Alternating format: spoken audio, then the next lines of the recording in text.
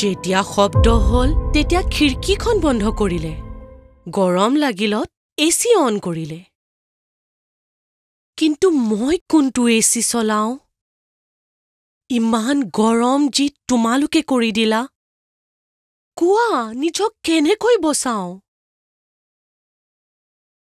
নাভাবিবা ঘৰত বন্ধ হৈ তোমালোকে ইয়াৰ পৰা বাচি যাবা।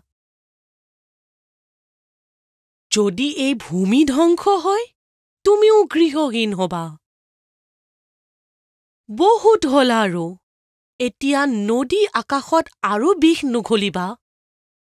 উন্নয়নৰ আঁৰত প্ৰকৃতিক ধ্বংস কৰাটো এতিয়াই বন্ধ কৰা। পৃথিৱী ঘৰ হয় তোমালোকৰ। ইয়াৰ বাবেও কেতিয়াবা চিন্তা কৰা। হে পৃথিৱী, আমি কি কৰিব লাগে আৰু কেনেকৈ বন্ধ কৰিম? আমি তোমাৰ চকু পানী কেনেকৈ মচিম?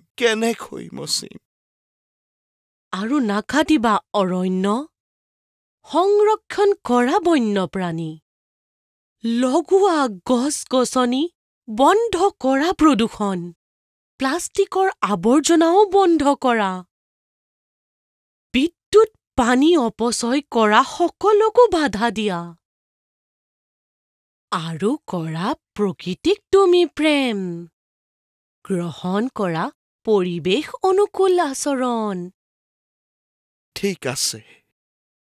আজিৰ পৰা আমি এয়া পণ লৈছো যে আমি পৃথিৱীক কোনো ধৰণৰ কোনো ক্ষতি নকৰো।